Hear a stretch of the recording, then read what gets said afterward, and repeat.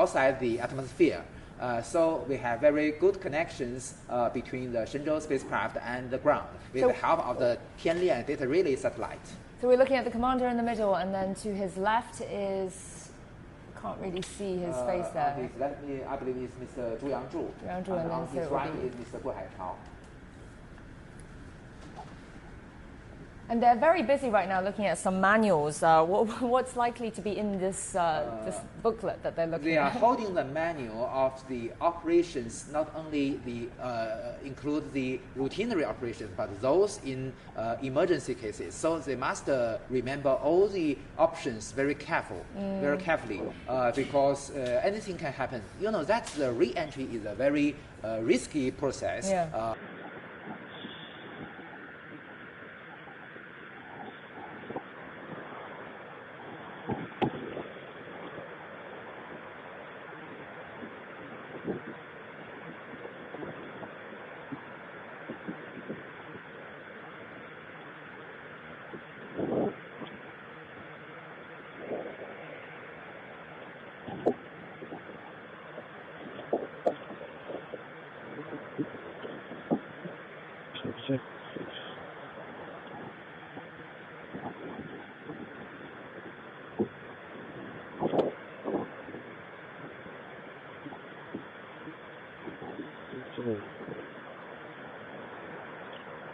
Previously, we have seen that they're taking some photos and they're taking their time to deorbiting. So they have to come down to a couple of maneuvers. One is has to come down to about 200 kilometers, so that they have to change orbit from 400 to a lower orbit, almost half the altitude, and then they have to fine tune that orbit, including attitude and altitude. So they have been doing that for the past 10 or 11 hours, and then they are coming to the final stage where they have to come another step down, where they're experiencing some drags from the atmosphere, and so there's many controls and many elements that needs to be carefully maneuvered before they insert themselves to the final orbit of coming back. So they kept very busy during this long journey back. I mean, not really any kind of spare moments to sit around and relax. And this time, one difference from the previous mission is that, you know, after detached or deorbited from the Tiangong space station, our Shenzhou-16 crew has a very special task to use their handheld high-definition camera to take the videos of the whole station. Okay, right, the first so they're doing attitude an maneuver. adjustment. That's right. So every time that on the journey home, there's always there's 2 times that they have to adjust their altitude, right? Yeah. So you can see this is a 3D animation, but with which represents the real-time status of the vehicle. You see that it has turned 90 degrees in your direction to the left.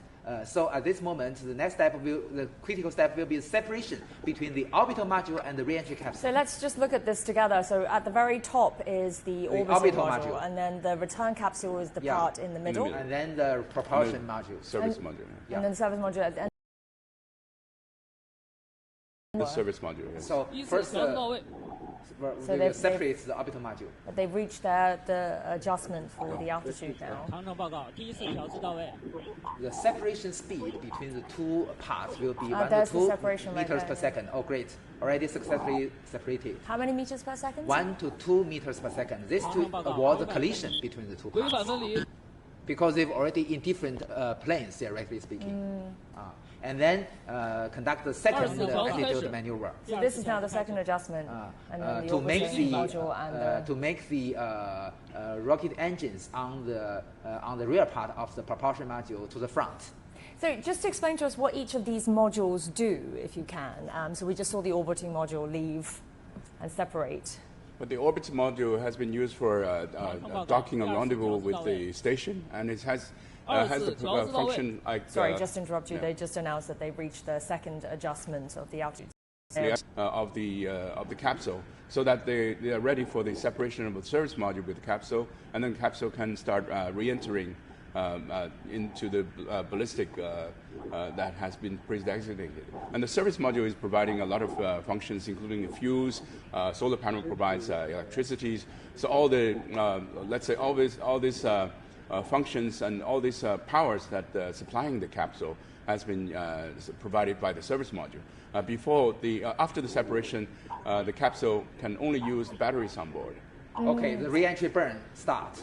Right, so we're seeing the So you can flames see at the on back. the 3D animation on the top right of 发动机开 the 机， screen. 返回制动开始。 Okay, Right, the the re-entry engine is burn. on, that's right. So you know that in the propulsion module or the service module, as Mr. Xu mentioned, we have 4 main engines, each with a thrust of 2,500 newtons.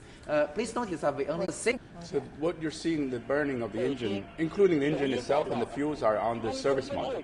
Once the burn is done, the separation will occur. So the service module will conduct its final mission, which is to have what we call a brake burn or re-entry burn.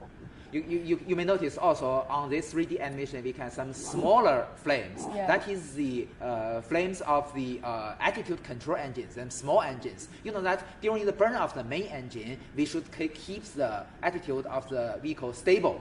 So we use the attitude control engines. There are multiple, more than 40 attitude control engines to change and to keep the attitude of the whole spacecraft.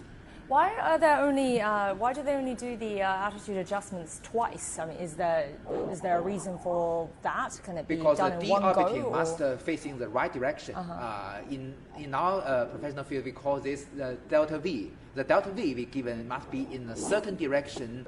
Would that be technically as you more already seen, challenging? because you know that we need to separate the orbital module first. So it is no longer needed to saving much of the energy. You know that the orbital module is more than 1 ton, about 2 tons also. So we must separate that first, and then we can save a lot of propellant for the re-entry. But you know that to avoid any collision, so the better choice is to separate that in the to a different orbital plane. As you've already seen, the first orbital maneuver is attitude maneuver is turned for 90 degrees. So with this measure, when the direction of separation is in the different. So Okay. 发动机关机， Re-entry 返 burn 回制动 completed. 结束。北京 We no 引 longer 导 see 数 the 据发 flames 出 there.，东风 So they have to check the parameters of the capsule. Once everyone is happy with the speed and angle, then there's a separation of the service. The beginning of the free fall, which is very important to the trajectory of the capsule. Right, that's why it's so important that they get the module facing the right direction. And So- we can hear that right now they're just sending a series of commands and just checking in with the various different ground stations. Yeah, the ground station is stretched out all the way from. I think this capsule once again is returning from Africa back to Pakistan on its trajectory to the Gobi Desert. So it's traveling from that direction. So we're seeing a series of ground stations checking their availability of signals on the Shenzhou capsule.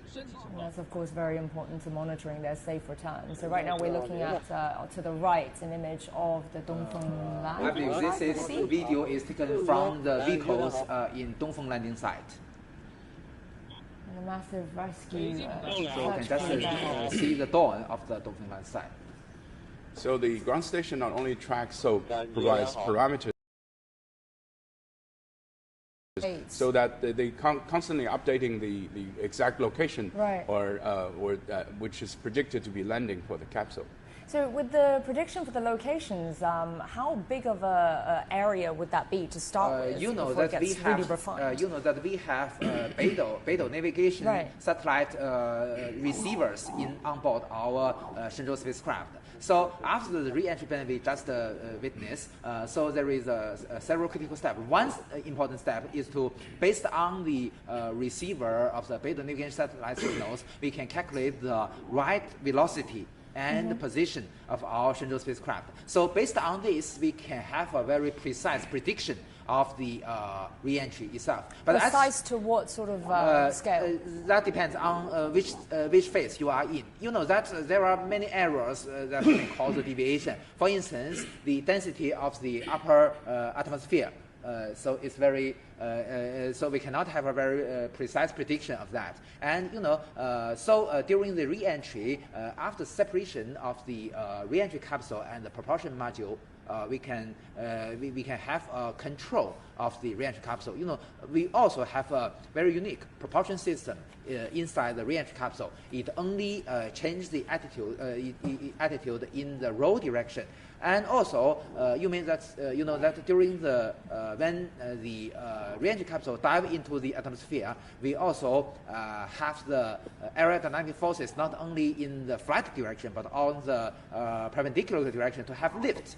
With the change of the attitude of the re-entry capsule, we can change the direction of the lift forces and then adjust the trajectory.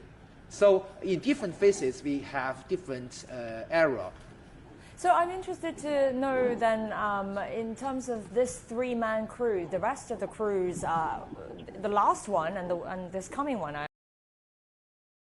space station for about 6 months, right? The previous one was 6 months as well, but they only spent 5 months up there. Is there any particular reason for this? There are multiple reasons can cause this arrangement. One thing I guess is that that during the previous missions, that during the re-entry, maybe it already happened just before the end of November. At that moment, it will be very, very cold in the Dongfeng landing site. So this time we only conducted 5 months. So at this moment, it will be a very ideal season for the return of our heroes. And also, more, that every year we should launch the manned spacecraft twice every year. So if it is too late, maybe it is feasible for the April or May mission, but will not be very comfortable for the November or December, even December. Right. So this time we stayed there for 5 months, which means that this time we can go back home in October.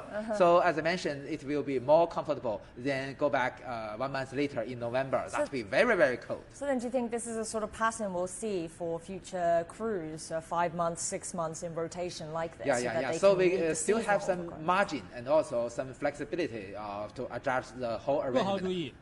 我是北京，下面通报返回舱第一次落点预报。 The first prediction. 落点经度，东经1动动度，动5分， We're hearing the 动拐 location 秒。 prediction from 东 the 经 Beijing ground 1 force 动动度 for 动 the 5分， return, 动拐 the 秒。 landing 落点纬 location 度 for the 北纬 Shenzhou-16. 41度3拐分51秒，北纬41度 Very precise 3拐分51秒。 Well, this is the first prediction. We will even have more precise ones after that. We will how have many? maybe 4 times. 4 times, yeah. It is repeated several times. So Make because sure everyone this hears, is very, right? very important for the ground team. Right.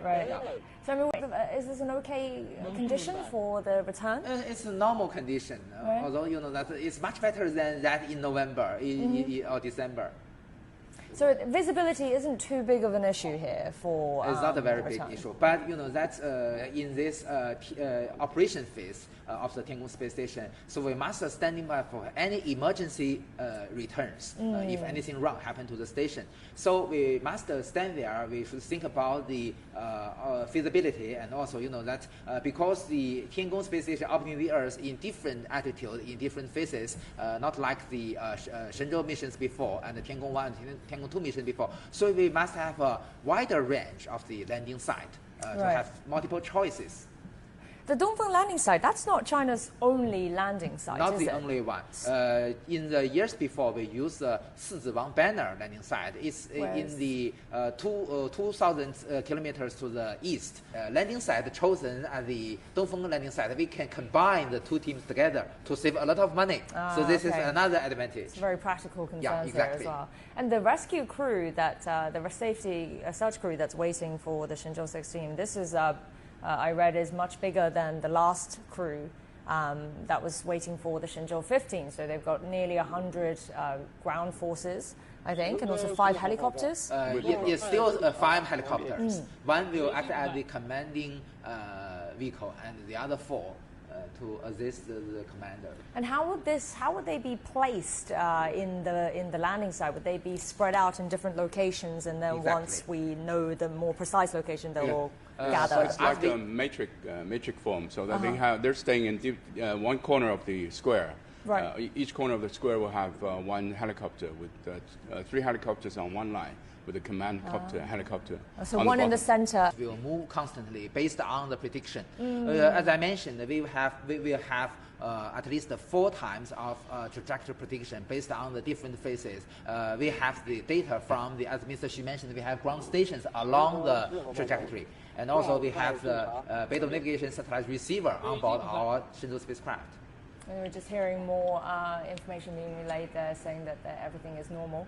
Yeah, and the next step will be maybe several minutes later will be the separation between the propulsion module and the re-entry capsule.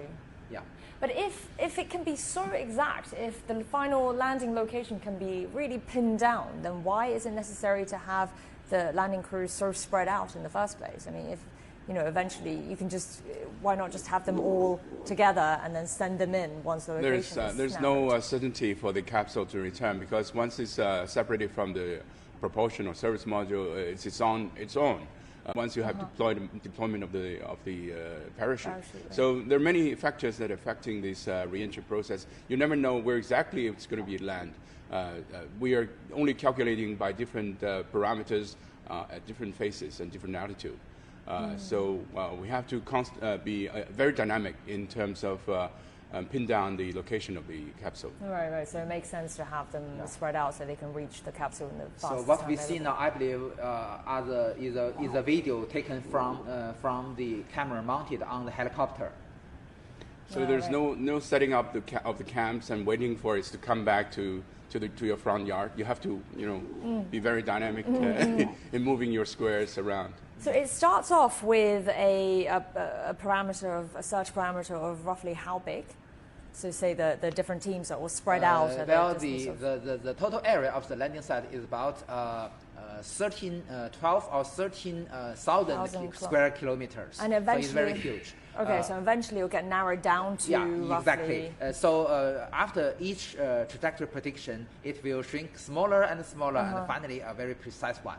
But after each trajectory prediction announced by the commander in Beijing Flight Control Center, the ground vehicles and the helicopters will change their direction to the next predicted landing point.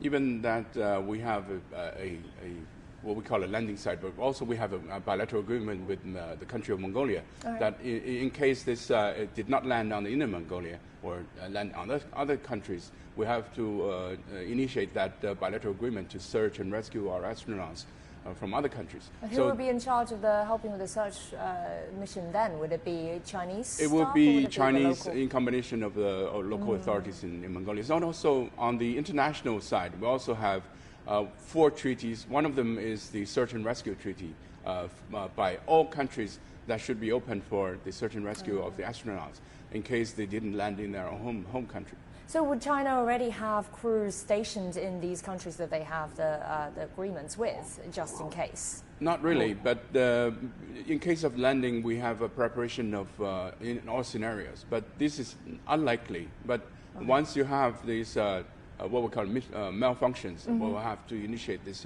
agreement. But that has never been done before. What we call we have a hard landing, which is landing on the surface of the land.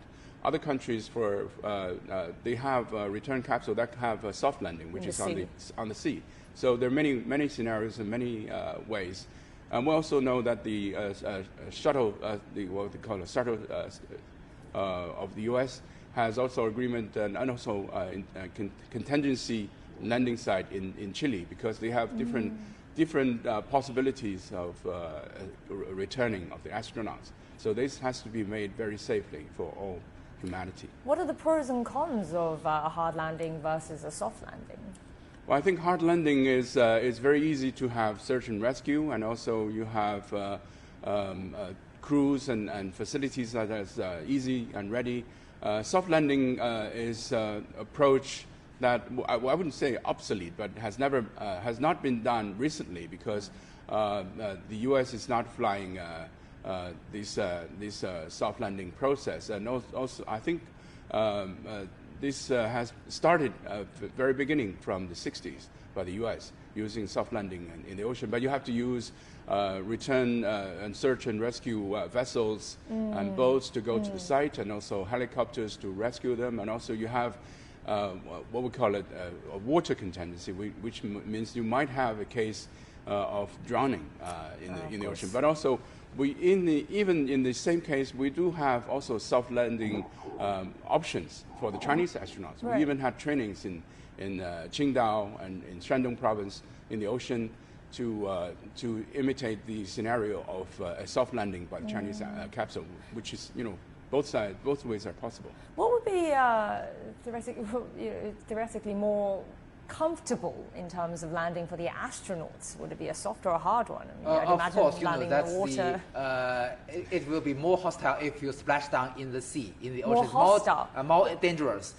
Even if comparing with the forest or Gobi Desert, Right. if you land splash down in the sea, that will be more dangerous for astronauts. So they must be trained for this. That as Mr. Xu mentioned, we have this kind of trainings for the astronauts. This is a very necessary course for all astronauts, no exception. Even it is very interesting that several years before we conduct this kind of training with the attendance of foreign astronauts. Actually speaking, in Yantai, near the Shandong province, Mr. Matthias Mochier and also Miss Samantha Cristoforetti, one from Germany and the other from Italy, joined this training during several years before for the rescue in the sea. Moreover, all the astronauts must also be trained to survive. They can survive for more than 2 days in a very hostile environment, for instance, in the forest or in the desert. So at the introduction by some major media of China, Mr. Gui Haichao and Mr. Zhu Yangzhu, because they are the first time conduct their flight mission, just before their mission, they were also trained in the Gobi Desert and stayed there for more than 2 days. And they even need to drink their own urine to survive, because there are only a very limited supply of water inside that the they can reactor carry capsule. back with them. Why would they not be able to carry more then, just in case? I mean, because this is that the we only potential- have a limited volume in the reactor capsule. That it is a very narrow space for 3 people, so we can Yeah, they only look really very special. limited supplies. And one interesting thing is that they even have pistols. They even have guns to protect themselves. For instance, maybe they will land possibly in an emergency case. They will land in the forest. Maybe there are Wild beasts, animals, yes, right, animals. So they have they have pistols. So I understand that it's more dangerous, obviously, for them to be landing in water than potentially. But then in terms of the impact of the capsule reaching, capsule landing in water and capsule landing on the land, have we managed to reach a sort of technology where it is just as comfortable and cushioned for the astronauts? You see on that to touch down on the land will be more rigid than splash down on the water. So we have 4 very small rocket engines. Then that we also have another very important device called the gamma ray altimeter. We can measure the precise distance between the bottom of the vehicle and the ground. So when the distance between the vehicle and the ground is 1 meter or so, it will ignite the 4 small rocket motors called the retro rocket, and the speed will turn from about 8 meters per second to 1 or 2 meters per second.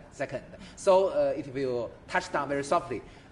Besides these measurements, we also, that just before the touchdown, we also raise the chairs of the astronauts after the deployment of parachutes. So this can also dump many of the energy of the impact. So with all these measures, we can ensure that the touchdown is very comfortable for our astronauts. All right. Well, let's check in with our reporter now. Zheng Yibing is at the Beijing Aerospace Control Center. Yibing, so what updates do you have for us there? Well, yes, Xiaoyang, here at the Beijing Aerospace Control Center, everybody is counting down to the moment of the return of the Shenzhou-16 mission and the crew members. And also, according to the basic situation, we found the air and ground detachments at the Dongfeng landing site. They're in position at the Gobi Desert of the northwestern part of China's Inner Mongolia autonomous region. And the medical treatment vehicles are also in position for the readaptation of the taikonauts or Chinese astronauts, readaptation to the gravity on Earth. And here at the Beijing Aerospace Control Center, we can hear the command word from the operator here. They're saying Beijing copy to all working systems, not just at the landing site, but also the telemetry and remote control systems across China. And we can hear that these people, they're basically working here on some communicating word from the different systems. So on right behind me on the big screen, we can see from the live streaming videos, you just hear the Beijing copy from the Chinese word and Beijing Minbai. And on the big screen, we can hear the status of the reentry module Shenzhou-16 and also the 3 taikonauts, the commander Haipeng and the space pilot Zhu Yangzhu and also the payload specialist Gui Haichao. Inside the reentry module, reading the instruction books and getting the final preparation for the return mission. So here at the Beijing Aerospace Control Center, BACC, we wish them a complete success. Back to you. Thank you, Yibing, and we'll check in with you a bit later in the show. Well, I mean, China has done this so many times now. I mean, this is, it seems to be fairly routine, but really this is a very risky process, isn't it? It's fraught with lots of danger. So what particular points do you think are the most dangerous for these astronauts coming back? Well, I think one of the most critical moment is what we call blackout time, where you have a very high velocity of the capsule, have strong friction with the atmosphere, that created plasma, and that stops the signals traveling from capsule back to Earth and the other way around. So there's what we call a very intense heating of the capsule. You know that I visited the factory that produced the capsule itself. It's in fact a big aluminium structure, but using a lot of technologies on the surface of the structure, we created a thermal controllable, we'll call it skin, that can also burn the carbons to reduce the temperature of the capsule so that it can survive the blackout process. I think that's one of the critical moments, and the other critical moment would be the deployment of the parachute. Right. That is a crucial process. You don't have that, you don't have a safe return of the astronauts. So these are, I think, basically 2 very important points that we have to watch out. And that's why often the deployment of the parachute is considered a moment where everyone can breathe a sigh of relief, right? This is almost like the success of the landing. Shenzhou spaceship operating the airspace, the first cosmic speed, about 7.8 kilometers per second. So we must reduce that speed to 0. To have a safety return. To reduce that to 0, mainly we depend on the aerodynamic forces. But with the aerodynamic forces, because the friction between the vehicle and the atmosphere, the highest temperature can reach to 2,000 degrees Celsius. So that is a very high temperature. And as Mr. Xu mentioned, we use a heating shield, which use ablative materials. You know that with the ablative material, when it is vaporized by the high temperature, and it can bring the heat away. So the temperature inside the cabin is still in room temperature. But with this measure, although we can effectively reduce the temperature of the vehicle, but the vaporized ablative material will form a plasma shield which blocks the communication. So that is very dangerous. And also, you know that without the communication, we cannot get the signals of the receivers of the Beidou navigation satellite system. So we cannot predict the trajectory of the vehicle very precisely. Although this moment we can still track the vehicle based on the ground readers and also optical telescope. We just heard a message there saying about having located the target. It says the Kashgar ground station have captured the signals. Kashi ground station is at the most westwood station, ground station of China. So this means that the Shenzhou spaceship is already very close to the China's territory. Great, the separation conducted. Well, we're not getting any images of that, no simulation of that, but that is the separation of the re-entry capsule and the propulsor, the service module. Yeah. Yes, once that separation is occurred, and also the capture of the signal from Kashgar ground station, we know that the capsule is above Pakistan, somewhere in the Karachi. Karachi. 神舟16号，我是北京， So 规 it's 范分离正常。 That's a nominal Beijing of the speaking operation. to Shenzhou-16, saying that the separation has been normal? You may notice that we just heard the voice of the dialogue between the commander of the Beijing Flight Control Center and the Shenzhou-16 crew. This means that still at this moment we still have the communication link between the vehicle and the ground. Not in the blackout, but after several minutes, when it touched the upper limit of the atmosphere, it will. Okay, the second prediction. Right, that's what we're hearing right now, the second prediction of the landing location. This is from the Beijing control, the ground control staff. So with the separation of the service module, we understand the capsule is on its own. So there's nothing, there's no return, and there's no control. Basically, not much control that can be done by the capsule itself. It's on a free-flow process. Once, well, we have just heard the ground station from Huanghe, which is also in Gansu province, have captured also signals. So that means that the capsule is coming back in high speed and high velocity. Right, to be able to, for the ground stations to be able to locate the space station, it means it's just traveled along the time, track, right? the ground track of the vehicle. Basically, it's traveling from Africa, Pakistan, Xinjiang, and then came back to Inner Mongolia. Yes.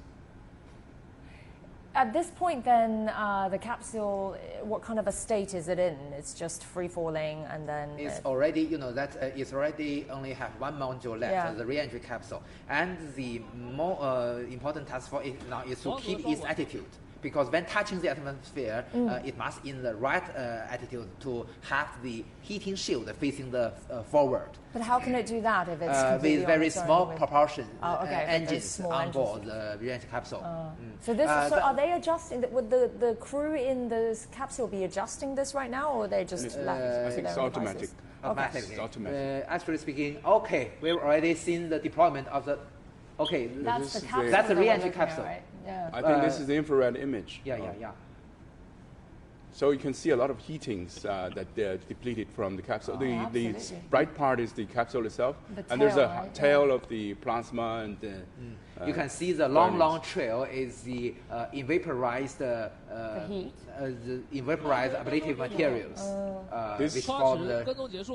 This is basically the blackout period. I think they can only track the capsule by the optical and infrared images, not by communication with the crew. What kind of temperatures does this get to?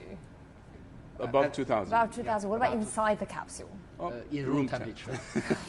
I managed to keep it at that steady temperature the whole time back. But there is an increase in the temperature, and also we know there's a window, and also lots of heating that comes in, and you can feel it, but you don't get burned because it's just controllable, still controllable. But they would feel the change in temperature. Yeah, they would feel the temperature changes.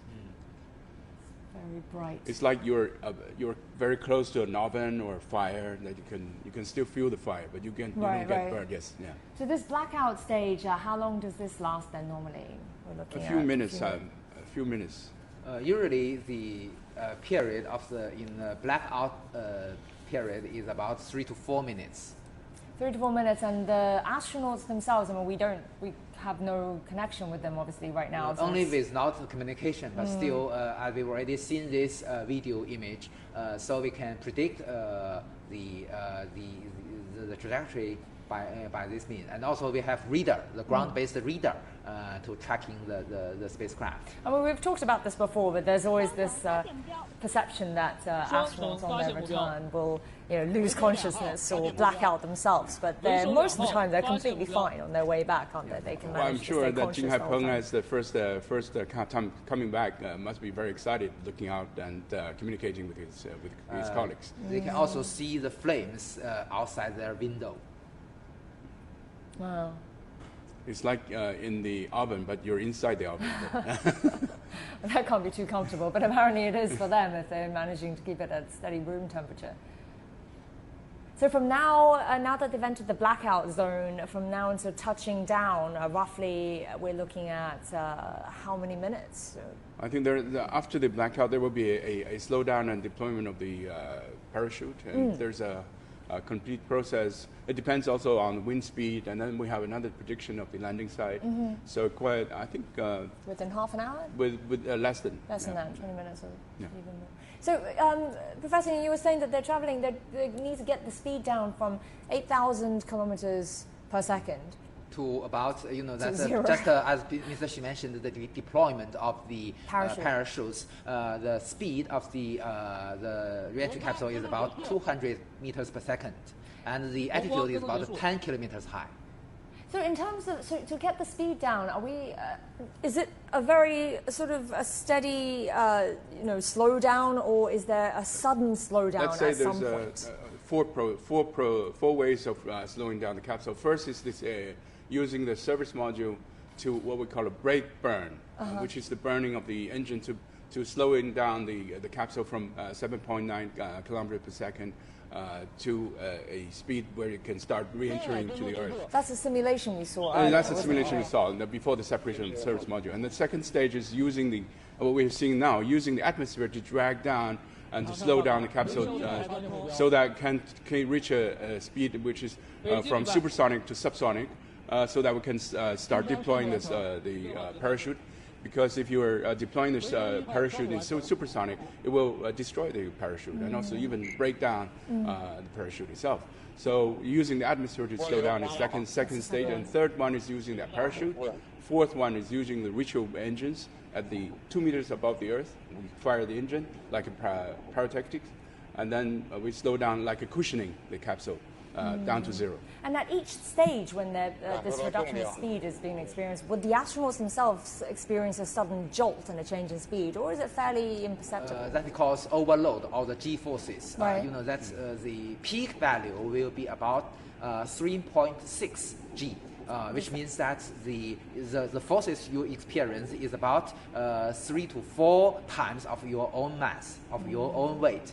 So this is very uncomfortable, but lasts for only several half a minute of the peak value. But although in this normal case they only experience the G-forces of about 3.6 times their own mass, but that they must be trained for the emergency re-entry up to 8 G. And moreover, you see that for the pilots and the commanders, they not only have to compare these G-forces, but also do the right operation under these G-forces up to 8 G. Yes, so the human can take up to 12 G. Above that, you die. So it's the maximum that you can take by human body. So there was one return case by the Russian capsule. I was on board. There was a Korean female astronaut, and it came back 11 G. So the astronauts came back, but they survived. And once they were asking how was the return, the lady said it's very sportive. What you mentioned is Miss Yi Sao-Yan. Yes. She's also a good friend of mine. But she mentioned she does not feel so serious during the whole process. But then does it leave you with would it leave the human body with any kind of upsets or any ailments afterwards, after experiencing such a high number of Gs? That not only these G-forces, but also very intensive vibration during these processes. That's a problem. So the astronauts must be trained before their flight missions for the vibration. They will go to the test bed and lying down there and fasten their safety belts and then experience the vibration.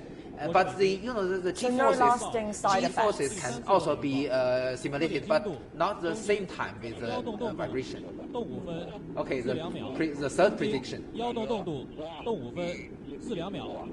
So you can see the prediction is slightly different from the previous one. What's that we're seeing there? Is that the parachute? I think they're ready to deploy because you can see the sky. That is the induced parachute, this is the and then the deceleration parachute, and then the main parachute. And now we're looking at an actual Yes, I image, believe aren't this we? is the main parachute. So the total area of this main parachute is 1,200 square meters. Wow, that's Very huge.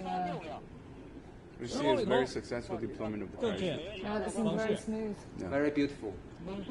It's all happening very quickly, so we're expecting this to possibly touch down in the next 10 minutes or so, right? After deployment of the main parachute, there will be no any control of the trajectory. So the landing point will purely depend on the wind. So that's why we need more predictions, because with the forecast of the weather, we can get a precise prediction of the speed of the wind, and then we have a more precise prediction of the landing point. So we should be able to hear from the astronauts quite soon, right? From inside the capsule. The opening of the hatch can take some time, because once you're there, it's 20 to 30 minutes before they return. They open the hatch. Oh, that's a report from Mr. Jing Haipeng, the commander. That was from I was wondering, because now that they've exited the blackout zone, the communication link has already re-established. So what kind of a speed are they at now? Is it did you say 200? They are less than that, about maybe 10 to 20 meters per second, I believe. So this should be quite fairly comfortable right now for the astronauts. You know that the altitude of the Jiuquan satellite launch center is about 1,000 meters high above the sea level. At this moment, still the altitude of the vehicle is several kilometers above that. So the speed is relatively high, and it will de-accelerate continuously. And just before the landing, it will be about 6 to 8 meters per second. What does that feel like for, if you put it into kind of very layman terms? Let's say a skydiver. If you jump off the plane, it's like a separation of the service module. And then you have a free fall, which is like a blackout. Right. And then there is the deployment of this parachute. It's similar to this whole process. Then you're landing back to Earth. It's from very high speed down to the parachute, then you open and you're slowing down and drifting down. It's like riding a balloon. You can see Shenzhou-17 crew is watching the live coverage inside the space station. So they went up there last They are watching the live Tuesday, coverage of China Central Television. That's right. On the 26th. On the 26th. 6公里风。 So they spent only really 5 days already in space below with each other 6 kilometers high. And the next step, they will release all the propellants inside the tanks of the re-entry capsule. You know that we use hydrazine as the propellant for the control of the re-entry capsule. It is called a monopropulsion system. Because the hydrazine is toxic, so we must release all the hydrazine out to ensure the safety. When they're picking the return date, and Professor Yang, you were telling me earlier about when we were talking about why this mission was 5 months as opposed to 6. I mean, obviously the weather, the conditions are all very important. But picking the exact day for return, what are some of the factors that they have to think about this, and perhaps the natural factors? You may notice each time we have this live coverage in a different time. This is because you know that a basic requirement is that the re-entry can only conduct when the landing site is passing through the orbital plane of the Shenzhou spaceship. The closest distance. So we don't have other choices. We just can only conduct at this moment. So once the landing date, once that moment is determined, there's just really no adjustments to the landing date. And the window's not very flexible. The answer of your question is that you know that we hope that we can conduct a faster return, only for several hours, because it will be very more convenient for our astronaut. Right. So the position when the landing site is passing through the orbital plane, across the orbital plane, is also very important. So it must in a certain position in its orbit. So not every day we have this condition. So the date also should be carefully chosen. Let's say they landed. Let's say they picked. So today obviously would have been the closest distance, but let's say it was delayed till tomorrow. How much longer would that journey be potentially coming back? As I mentioned, that depends on the position in orbit, where it is in the orbit when the landing site passing across the orbital plane of the Shenzhou spaceship. And for different day, it's different. But if you have enough fuel, on board, you can adjust your orbit. That can still make you back to Earth, but it's a different process. But and it would be a much lengthier process, would it? But theoretically speaking, they have a window to go back every day. Oh, there is every day. Yeah. Oh, okay. So then, weather conditions. Then it doesn't matter if it's a little foggy or a little hazy, but what sort of conditions would be very dangerous then? Windy. that will be influence the ground teams. Maybe that will be more impact to the ground teams. But for the astronauts, there is no essential difference. So rain but or the storms, wind is a none of very that is a big important issue. factor. As you can see, the whole vehicle together with the parachute is waving. So that is the influence of the wind. Also influence the actual coordinate of the landing point. So it makes it a little bit more unpredictable in that sense. And at this moment, we should monitor the whole. what's That's a that they're release. That's a releasing release of the propellant. You can see the smoke is the released vaporized propellant inside the tanks of the propulsion system. How much propellant would be left in the capsule at this point before it released it? Much little than the those in the propulsion module, because we only need to change the attitude of the reentry capsule with this propulsion, very small monopropulsion system. And also there will be jettisoning of the main heating chute, 返回舱 heating 即 shield. 将着陆东风着陆场预定位置。 I We're believe hearing also Beijing ground at control, this they're moment speaking or to later Shenzhou-16. there will be a raising of the chairs. So we just heard a message there from the ground control to Shenzhou-16 saying they're preparing to touch down. This is already a relative relaxed moment for the astronauts. One thing to watch out at this moment is whether the capsules are landing at the vertical position or horizontal, because then the opening is going to be on top or on the side. So that also, because it's like, the parachute is on top of the capsule. Yeah. And once it's coming down, sometimes it's tipped over. Sometimes it's landed upright. But at some point they have to shed the parachute as well, don't they? As soon as it touches down, The cutting the parachute, this operation is charged by Mr. Zhu Yangzhu, which is called 02. This is always done by 02 because that there is a button just close to him. Okay. So as Mr. Xu mentioned, the most optimized one happened during the Shenzhou-6 mission and the Shenzhou-13 mission. Mr. Nie Haisheng and Ms. Wang Yaping conduct this very perfectly. So they cut the parachute at the right moment, so make it possible for the landing, the touchdown vertically. And so does that mean that it should be severed before they actually touch down, or is it at yes, the moment? The moment cutting down is very Moment of important. touching down. So only in these two missions we achieved a vertical touchdown, and that's the most ideal. A vertical touchdown will be more convenient for the astronauts. Because astronauts are sitting upright. Yeah. And if you're landing on the side, it's going to be leaning forward. Right. Or either landing on, on their side, on the side, yes.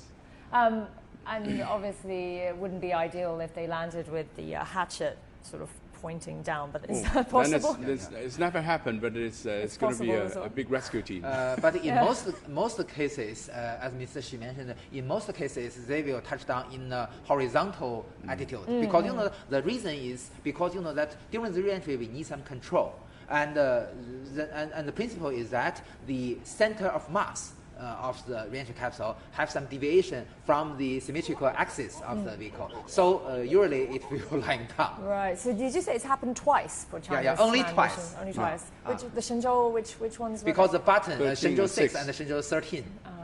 And one thing to look out at this moment is the firing of the ritual engine. That is just 2 meters above the Earth. So you'll see a big plum of smoke that coming down from the bottom of the capsule.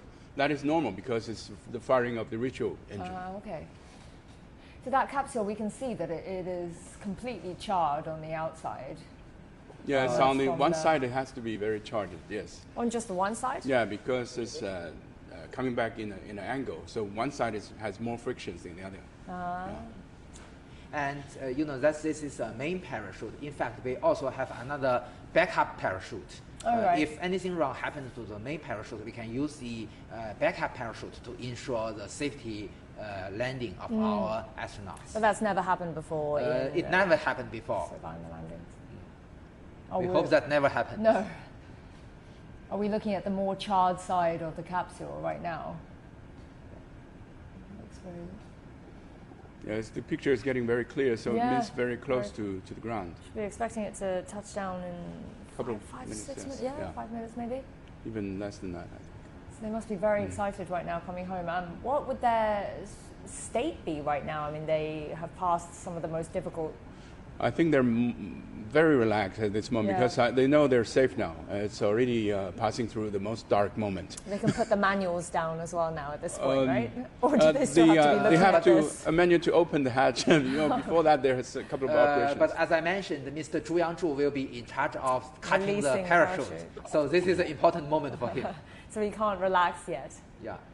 Like Professor Yang mentioned, there's a gamma ray altimeter, so that is very radioactive. So the rescue team has to avoid the bottom side of the capsule to avoid radiation contaminations.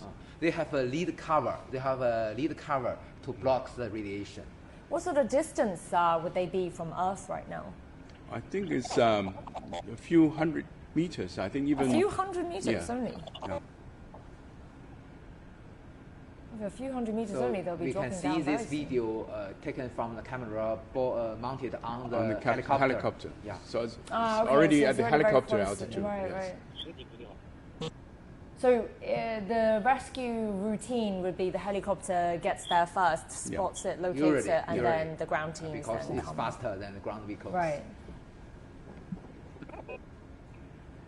At this moment, I believe that the chairs of the three astronauts have already been raised to the right position and that to cushions their dump the landing. energy of the impact.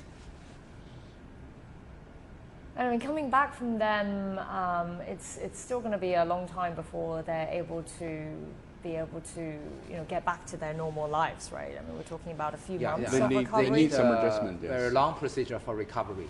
You see that the picture that we've seen a couple of days ago, the two crews met, and Jing Haipeng has very swollen face. Oh, yeah. Because that happens when you're exposed to extensively microgravity environment. Your body fluid, get confused whether it's going to flow, and you stay extensively longer in outer space.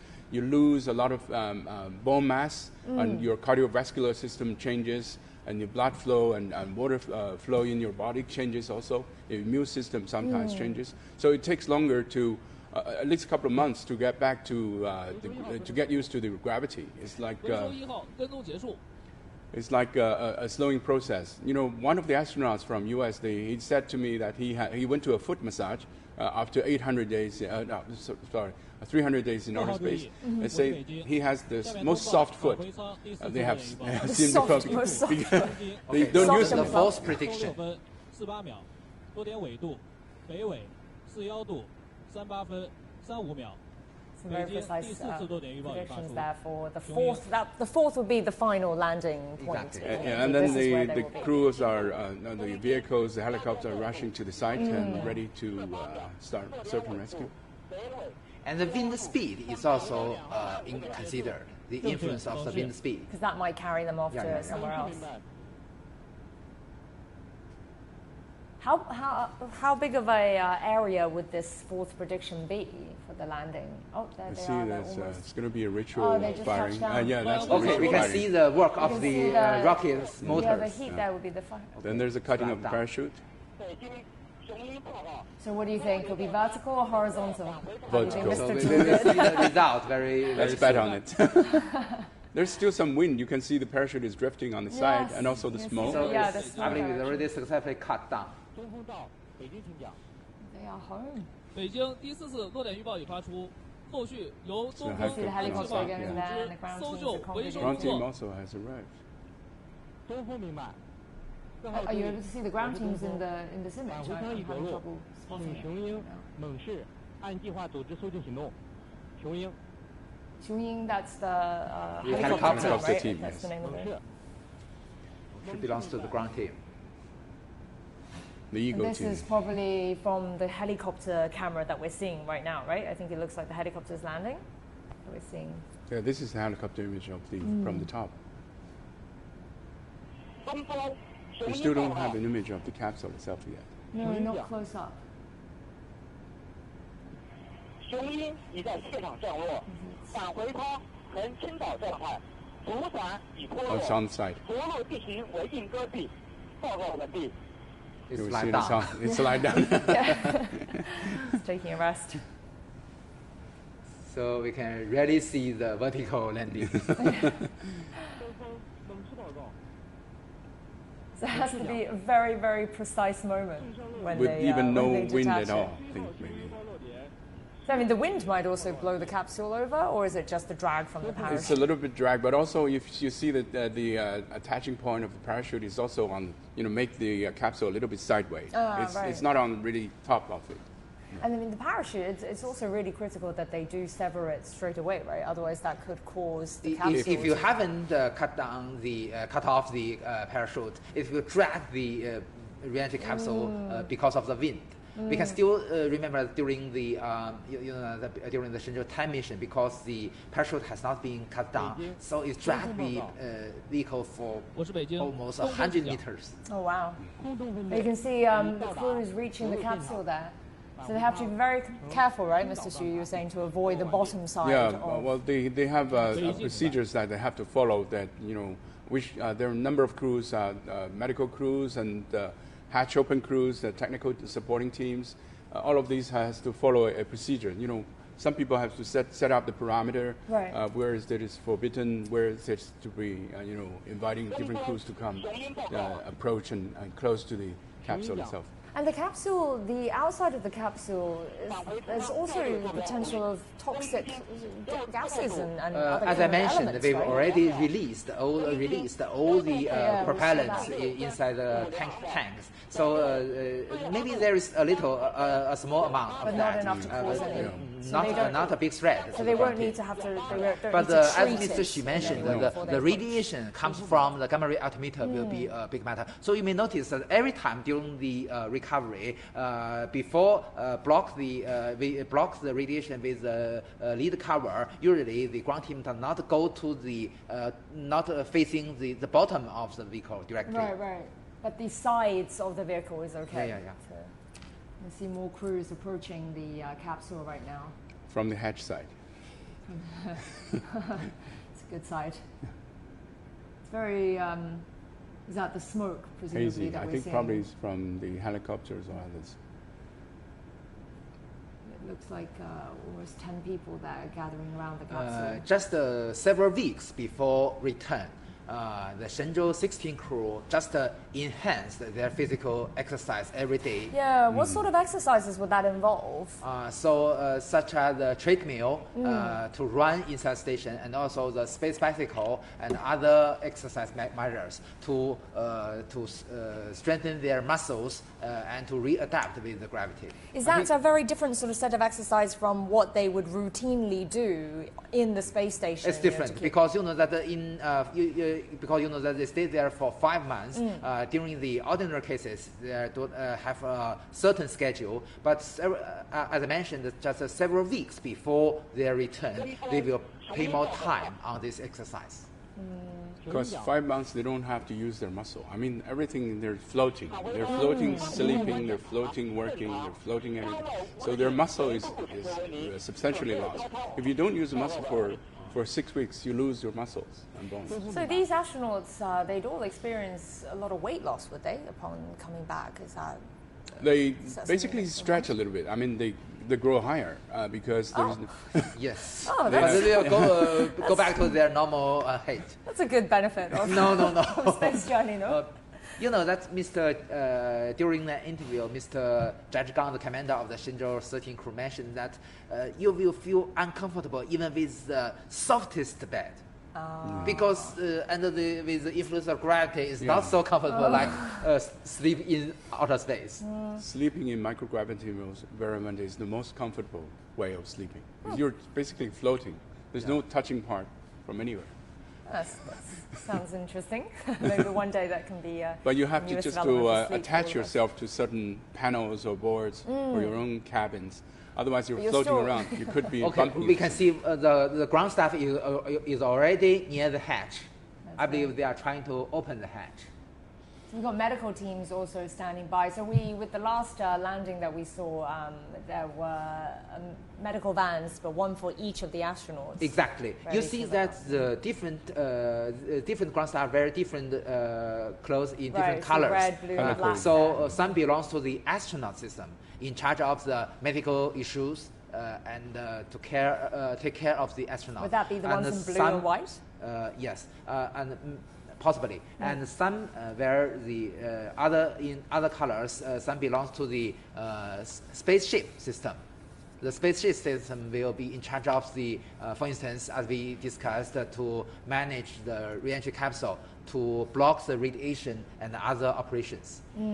But it's good weather. I mean, temperature-wise and everything. So they are going to prepare 3 chairs for the 3 astronauts, ready at the gate of the hatch, and then they will. I mean, the astronaut has to. More or less came out by their own, but after 5 months of exposing to microgravity environment, they're very weak. Right. So they have to be quickly moved to the chair, and they don't have to make a major movement. I think at this moment, the astronauts in the capsule feel their weight now back to Earth. Everything is very heavy. They get lifted out, but then they can walk. Right? They can, but walk, they are stand, it's just difficult. Because their bone mass has lost substantially in outer space. So the bones and muscles cannot, support very flexible movement at this moment. So from now, from after they leave the capsule, they'll be lifted and then taken to the little medical vans waiting for them. And then at what point? Usually, how long would it be before they're able to walk by themselves again, or when it's considered safe for them to walk by themselves? Usually after several weeks, after readaptation to the gravity. So the next few weeks, they'll be bedbound. At this moment, usually in most cases, they will lying down in bed to ensure that, as Mr. Xu mentioned, the possible breaking of their bones. So I have a question then. If they are bedbound for the next few weeks, how then do they regain muscle strength? Not exactly bedbound all the time. They have to go through a rehabilitation process. Like, once you had an operation, you have to recover, and you have to go do exercise. And enhance their tolerance to stand up. Take medicines. So they'll be opening the hatch, and we should be seeing the order of their exit. Will be the commander first. And at this moment, the medical team will help the astronauts to readapt the gravity environment.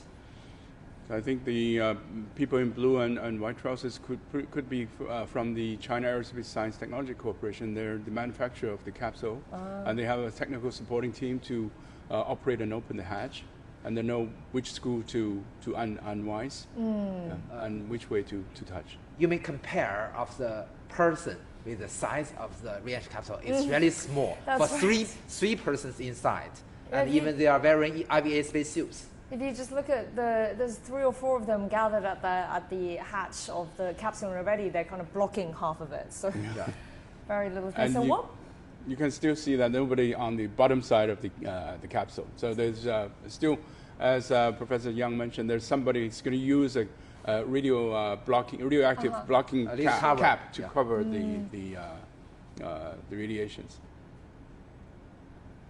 We haven't seen anyone do that just yet. I think the priority at this moment is the rescue of the astronauts. Well, someone just went around the back of the capsule there. I believe.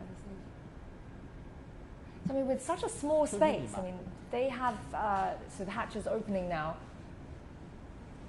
And they're bringing out Commander. Not only our 3 heroes, but also the valuable samples returned from space. Exactly, that's exactly what I was going to ask. It's such a small space, but they have to bring some, food and water for themselves, presumably some of their own personal belongings. Yeah, and not much food and water because they're coming back in only 11 hours.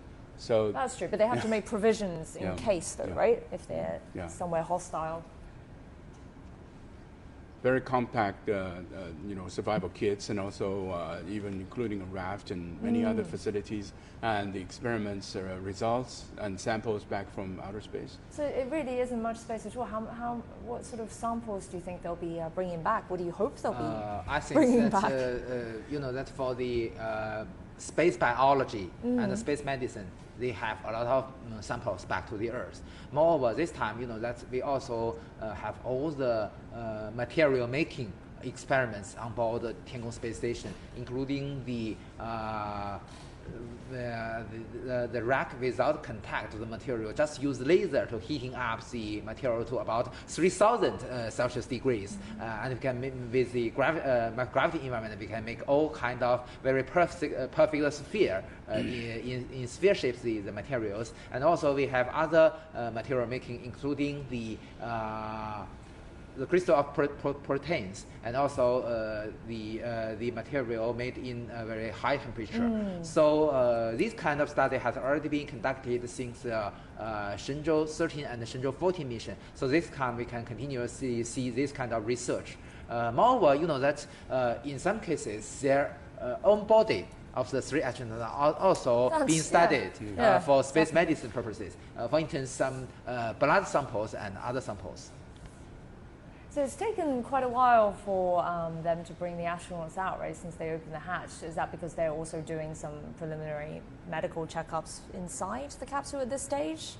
I mean, it's been minutes. At this moment, the ground team, especially the medical team, medical care from the astronaut system, will checking the right status of our three astronauts. I mean, their health conditions are being monitored all the time. I mean, even heart rate and blood pressures and everything. So they can receive all the data even out of the blackout, and they have the parameters and the astronaut safeties.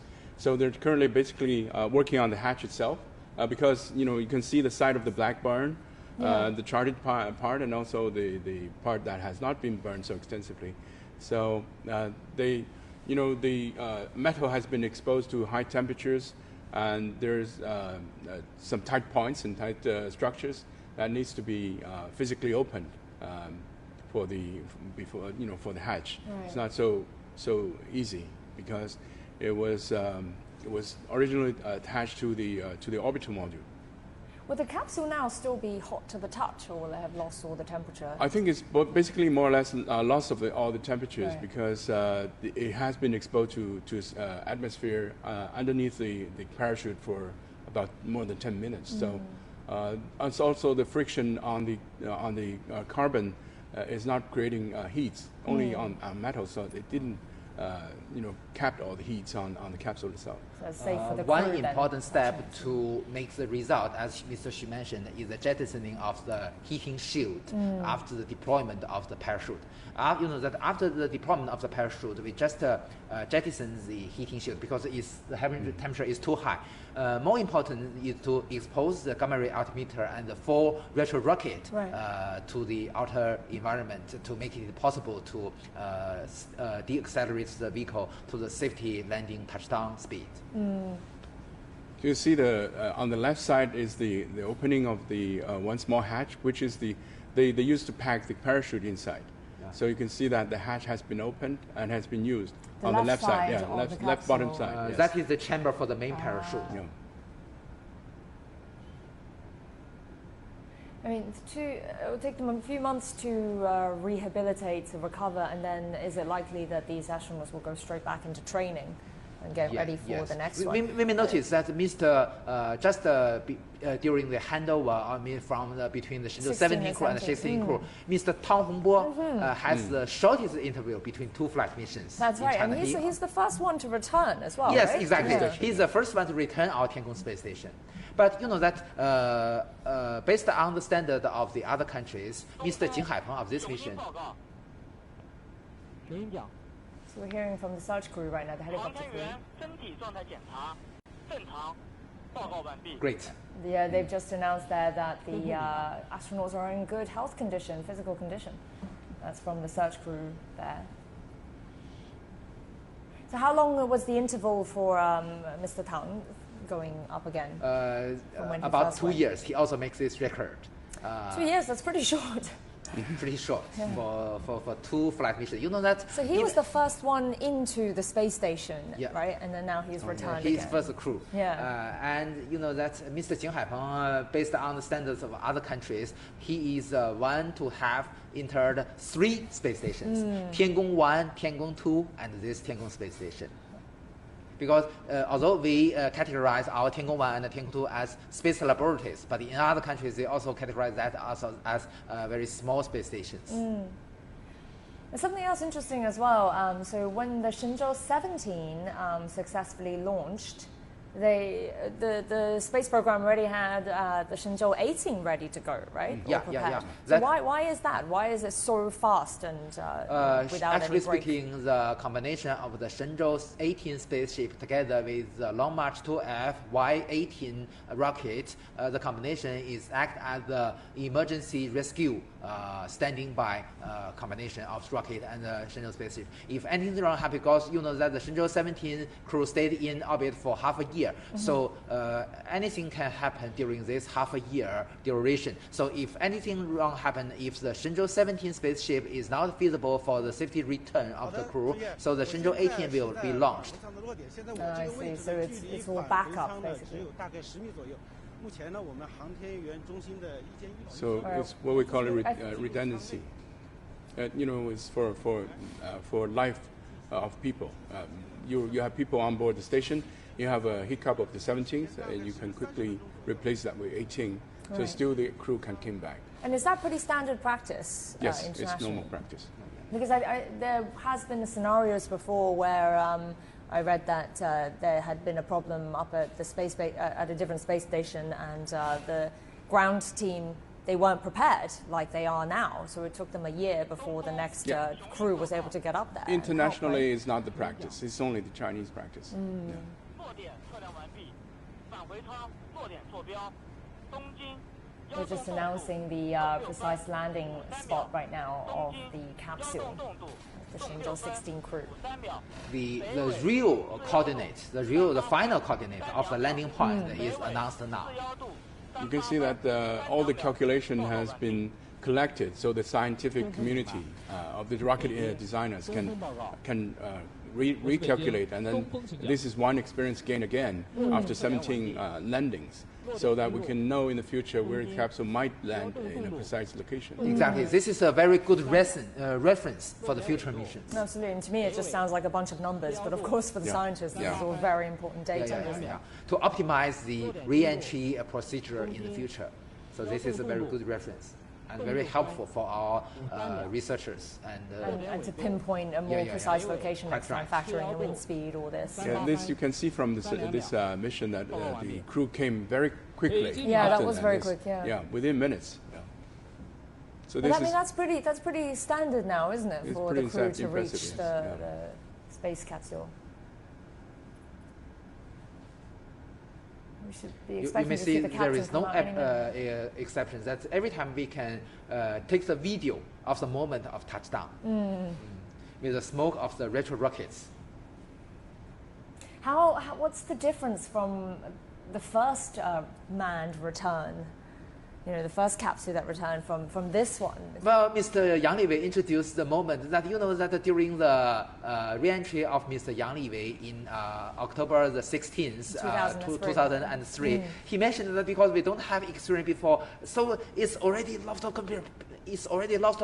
control because everybody is so excited. Although we have isolation area, but everybody rushed inside and even raised Mr. Yang Liwei up. So, because you know that this is the first time that the Chinese fulfill the millennium dream to go to outer space, so everybody have great emotion on very, very exciting on that. Yeah, the level of we can understand that. is so different, exactly. Yeah. I mean, now it's very routine. We're happy and excited that they're back, but it's just expected that it will go well, right? Yeah, I believe that the next time we have this moment will be the return of our astronauts from the moon. That would definitely be the only way stayed only 21 hours. 21 hours in orbit. So there's no major mass loss of muscles and bones, no major changes in the body. Yeah. And also, we had 5 missions before the Shenzhou, the Yang Liwei mission, because those were experimental missions that was conducted even before we sent a man to space. So we have to be very reliable on the system itself. The capsule has not changed, as you mentioned, for the past 2 decades. But we're designing a new generation crew capsule that enables us to put 7 people on board at the same time. Wow. So the new generation. Yeah, new generation has been tested and ready to be used in the future with the new generation launch vehicle. 7 people, that number of people, is that designed for a reason? I mean, 3 is the basic that's needed, right? This is very helpful for our future study. You know that for any ascending or launch or the return, we require at least 2 of the astronauts has a capability to piloting the ship. Right. So they must be trained for this and use a lot of time. With 7 crew members, which means that we can have more scientists and engineers only dedicated to scientific research. That will be more efficient for us to clarify any scientific research on board Tiangong space station. So 7 is just at the moment the maximum that it's possible. At this moment, and also for interplanetary missions, also we can have more crews on board, and also, for example, we have ambitions to land on the surface of the moon in the coming decade. So that also can be useful for either moon maneuver in the low Earth orbit and also for deep space exploration. The more the merrier. Yes.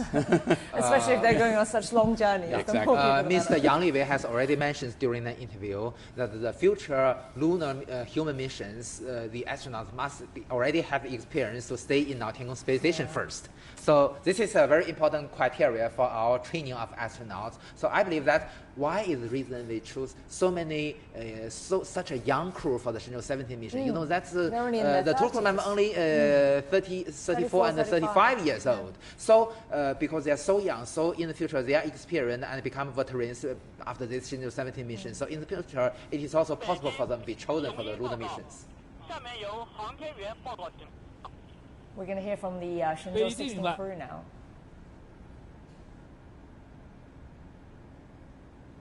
The astronauts will report by themselves. That's right. So let's see. We'll hear from them any minute. I think hatch has been opened.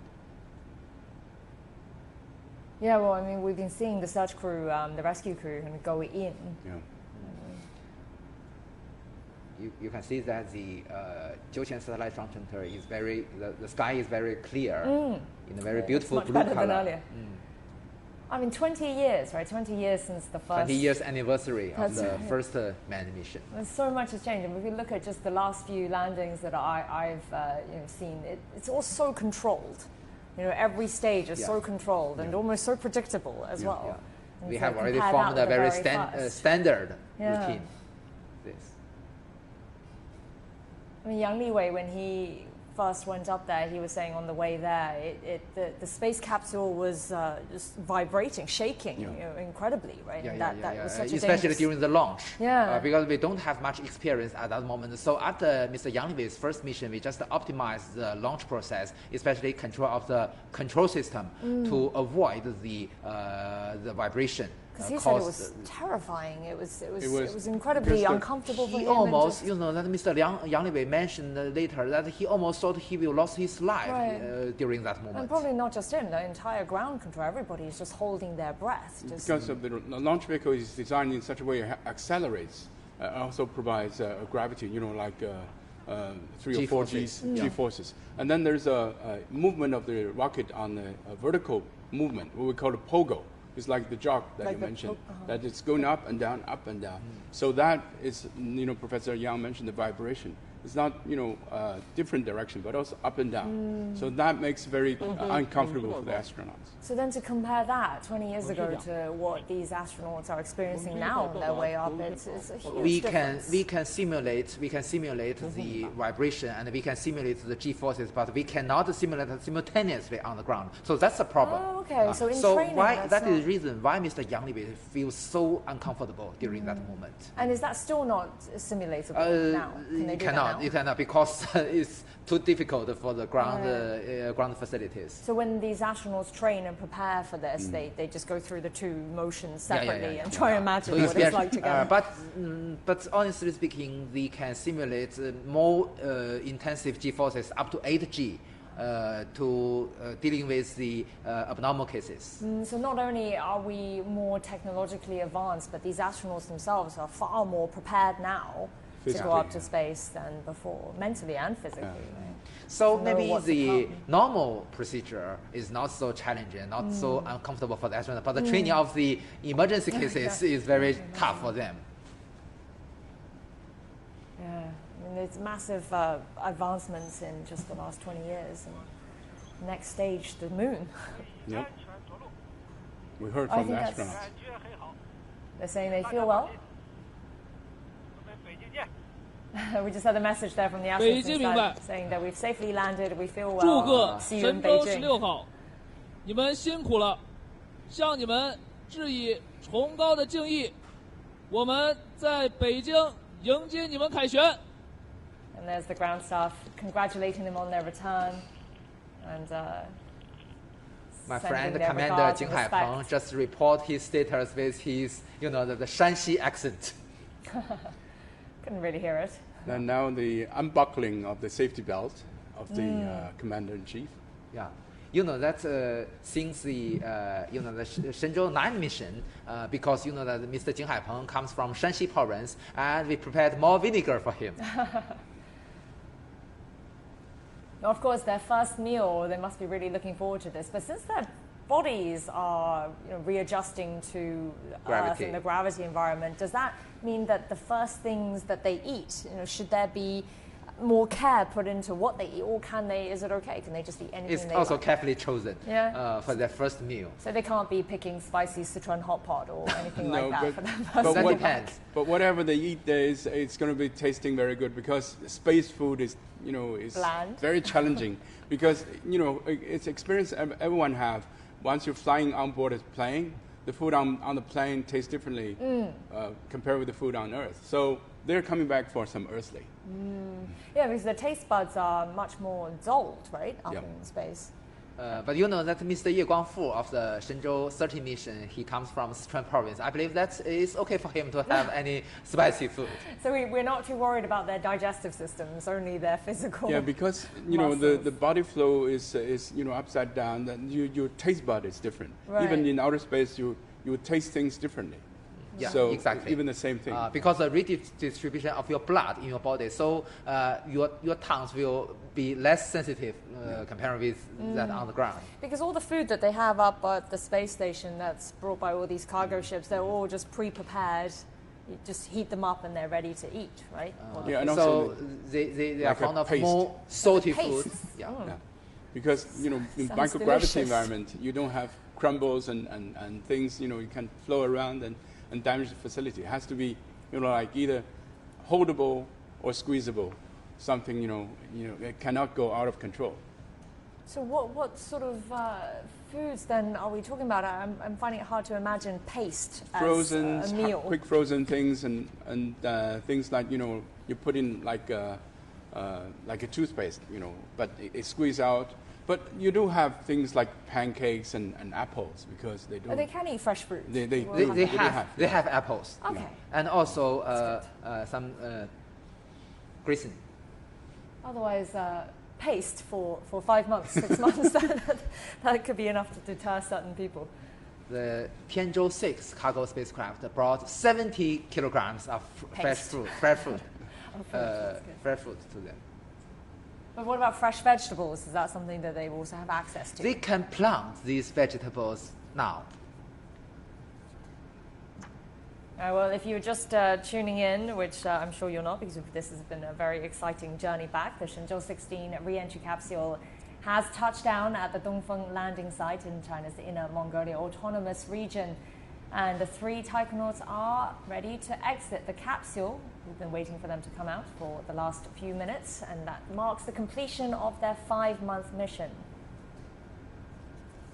And the medical examination shows that the 3 taikonauts are all in good health, and we heard the reports from the commander himself earlier, saying that they are well and they're waiting to see everyone back in Beijing. So this mission, to recap, was launched on May 30th, 2023. And we have Commander Jing Haipeng, Zhu Yangzhu, and Gui Haichao. And they went to China's Tiangong space station, this stage, for 154 days in orbit. That's about 5 months. And during this time, they conducted multiple key tasks, including large-scale in-orbit tests and experiments. And they also carried out some EVAs, so extravehicular activities, and conducted space station maintenance. And any minute now, we should be seeing these astronauts leave the capsule that they've been on for now more than 12 hours. They left at 8:37 p.m. Beijing time, so almost exactly 12 hours ago. A long journey home. You know that the inside volume of the Shenzhou spaceship, as we already seen, is very, very narrow. The total volume of the sum of the volume of the re-entry capsule and the orbital module is only 7 cubic meters.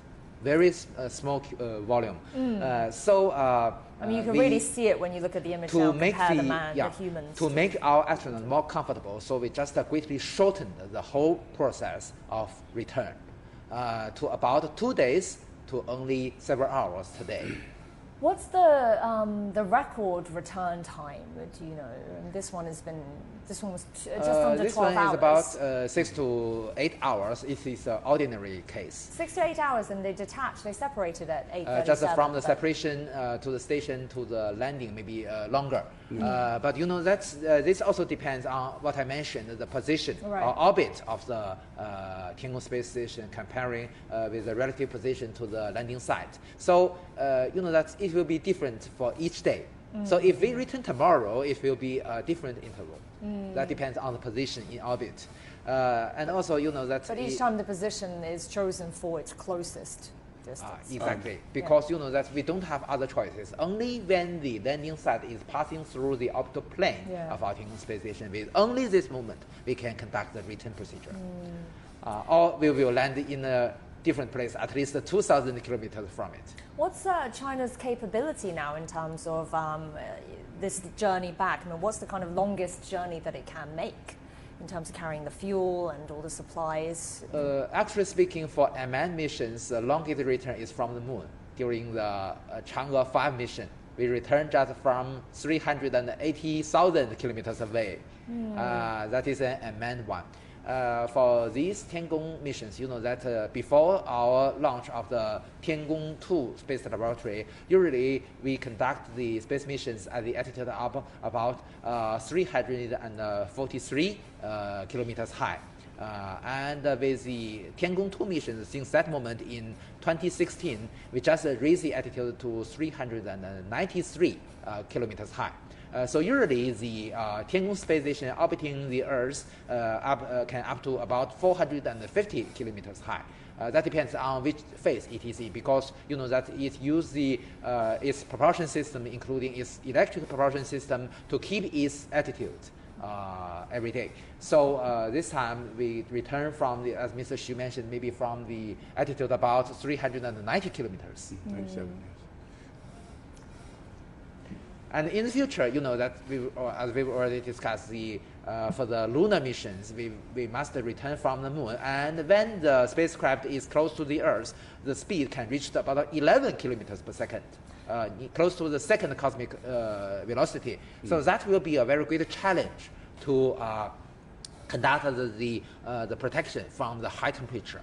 That will be more challenging compared with the return from the low Earth orbit, about several hundred kilometers high. So the temperature would be even higher than even higher. And we use the atmosphere to drag it, you know, like a bouncing on the atmosphere, and then skid re-entry. Skid re-entry. Yes, it bounces once on the atmosphere before landing, and then come back again. So it's just slowing down with the air of the Earth. And how would that experience differ then for the astronauts? Well, we have never done that before, because the astronauts, so far, we have flown only 400 kilometers above the Earth. Longest duration, 6 months. And the plan is to put, you know, the humanity has landed on the surface of the moon, which is 380,000 kilometers away. Massive difference. Yeah, and also we are planning to do that by end of this decade, so to send astronauts there and then came back safely. That's going to be the experiencing of the bouncing of the astronauts, because that has been conducted by the sample return mission of Chang'e 5, which is using the capsule and bouncing on the Earth's surface, and then came back in a lower velocity. What sort of time frame do you expect that will be then, this return? 2030. We just according to the formal announcement of the China Manned Space Agency, we will conduct our first human landing to the moon before 2030. Moreover, another important fact just announced by the China Manned Space Agency by Mr. Lin Xixiang, the Deputy Chief Director of China Manned Space Agency, we formally invite the foreign astronauts to attend our human missions to the moon. So we can see in the future the Chinese astronauts together with the foreign astronauts walk on the moon together. You see that the human landing, the crewed lander of our future lunar missions, we can have 2 crew members to land on the moon. The other stay in the orbit with the new generation manned spaceship. So with the 2 astronauts walk on the moon, one can be from China and the other from the other country. So that's very, hopefully we can see that scene in the future. But incidentally, there's an international initiative called Artemis, which is led by US NASA. Was also participated by more than 20 country plus. That is the idea is to build what we call a space gateway, which is a international space station on the lunar velocity, size lunar orbit. So that is going to be human-attended lunar orbiting and landing. Also, they have set a goal of boots on the moon by 2024 or 2025. So that is also something going on at the same time as with the Chinese ambition. How long would the journey to the moon take for a manned? There's a direct trajectory, but basically a week. A week there. Yeah. 3 days to go outbound and 3 days to go inbound. So we need to stay in the lunar transfer orbit for 3 days, and then maybe conduct 1 day to orbiting the moon and land on the moon, and then go back for another 3 days. So that is a very typical 7 to 8 days for a single trip to the moon. But if you, for instance, during the Apollo 17 mission, because the astronauts stay on the moon surface for about 3 days, so they stay longer, about maybe 9 to 10 days for the whole mission. That seems that seems unimaginable to me. I mean, then these astronauts coming home in just 12 hours. Well, it's since the separation, compared to 3 days. Especially that stay in so small volume for so many days. But of course, then a journey to the moon, it would be a very different kind of rocket and capsule system. Right? That's only with the moon mission, the astronaut can see the shape of the Earth is a sphere. That's, as we already discussed, either our Tiangong spaceship, either those spacecraft from other countries orbiting in the low Earth orbit, they cannot see the Earth as a sphere. They can only see that the horizon is a curvature, because that the diameter of the Earth is more than 12,000 kilometers. So only with an altitude of several hundred kilometers, you cannot see the sphere. You can still say that the Earth is flat, but it's not that. And that's it's really beautiful from the eyes of the Apollo astronaut. You can see the blue bubble. The Earth looks like a blue bubble. Really, really beautiful. Well, we've seen that from our lunar missions, taking pictures back to Earth. Pictures. We're talking about pictures, and the Shenzhou-16 had these pictures of the space station, right? So they separated, and that's what they were doing before they started on the journey back, right? Taking photos of the space station. With a high definition camera. So I believe several days later, maybe we can see the formal release of this very beautiful video from China Manned Space Agency. And how challenging would that task have been to take those photos? Because I think they were flying. Were they flying around the space station? Just with the help of the propulsion system on the, as Mr. Xu mentioned, the service module or the propulsion module. So we can have a maneuver just circling around our Tiangong space station. We do have the videos and images of the whole Tiangong station, but that from the previous missions, we just either the Tianzhou spacecraft or the Shenzhou spacecraft approach and leave the station in a certain routine, in a certain path. So that they do not have a chance to make the video in all directions. So this time we just, with a handheld high-definition camera, we take the video of the whole station from different directions. So that must be a very, very, I believe, very, very exciting moment for all of us. Yeah, that's definitely. That's also another first for China. This is taking a bit of time for them to, I mean, usually I think they come out a lot faster than this. But we heard back from the astronauts earlier, and they said that they are safe, physically well. What sort of complications do you think there could be? Could be, like I said, the unbuckling of the safety belt. I think probably the opening of the hatch took some time, and then they have the readjustment of the posture of the astronauts, because maybe they could be upside down, facing. That's right. Yeah. As in facing downwards, Yeah. right? Yeah, quite right. So they must be trained for this many times. Because in most cases, the capital will lying down during the re-entry.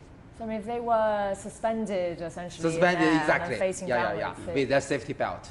they'd have to come down very carefully. Right? So that is reason why we say that during the Shenzhou-16 mission, when the 3 astronauts coming out of the capsule, they are in very good condition because the vertical touchdown will be more comfortable than this. Yeah.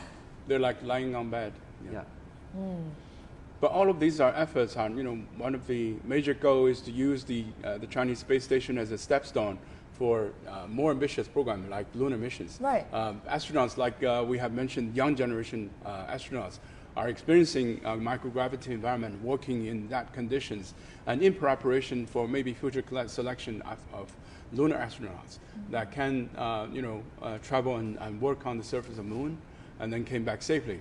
All of these are, we call a stepping stone or a validation platform for future missions, in particular more ambitious missions of the moon and Mars. Is there a possibility of the space station being used as sort of a platform to the moon? Like a pit stop It's before just you head off? as you mentioned, it's just can be recognized as a platform to test all kinds of technologies for the lunar missions, for the human lunar mission. But that because of the features of orbital dynamics, our astronauts will go to the moon directly, not from the China's Tiangong space station. Because that to go to the moon, we must facing the moon directly with its orbit. But usually that is not the same orbital plane of the Tiangong space station. So that is the reason why we should go to the moon directly.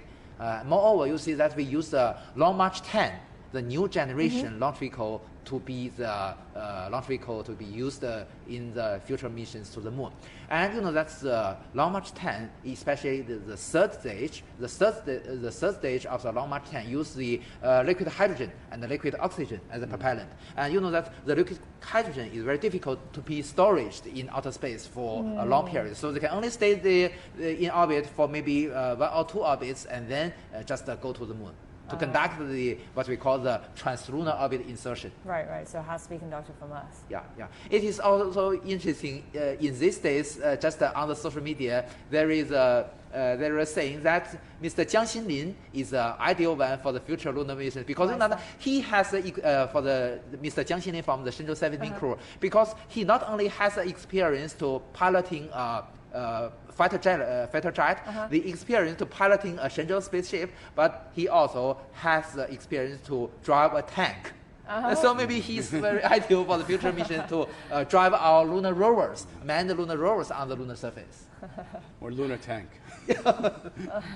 He'll need to come back first from the space station and go through his rehabilitation. Because that he's only 35 years old. For his first mission, he becomes a veteran after this Shenzhou-17 mission. So in the future, he has plenty of chances to go back to the outer space, even the future lunar mission. Absolutely.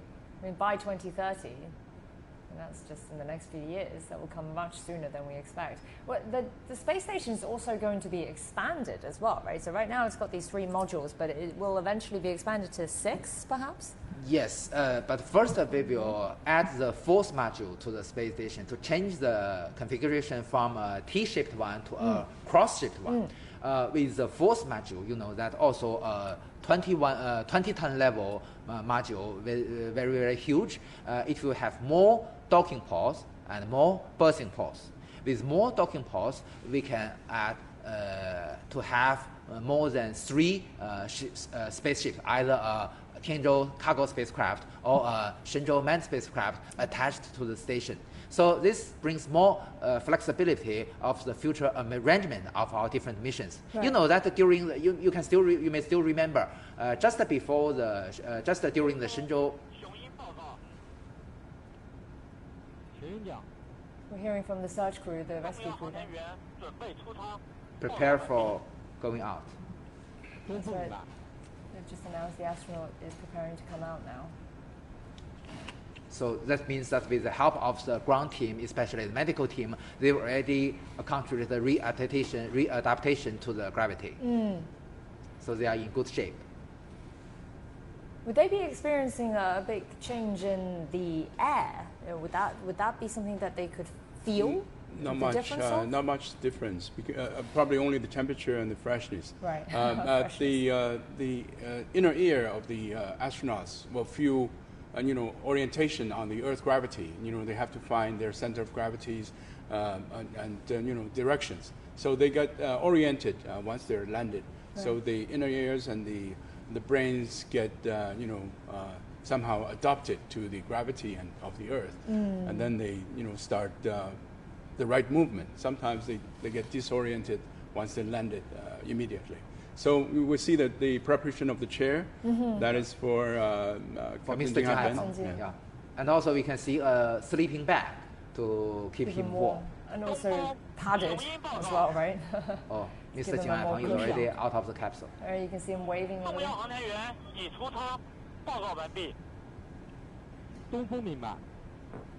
One out, 2 more to go. And that's Captain Commander Jing Haipeng.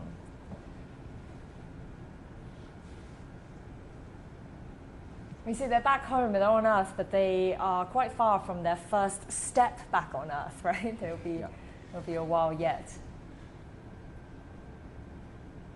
But they will quickly adopt and stand up. He's smiling, he's happy. Yeah. We expect to hear from him as well. See the press, the reporters coming on. Mr. Jing, welcome back. I'm with CMG.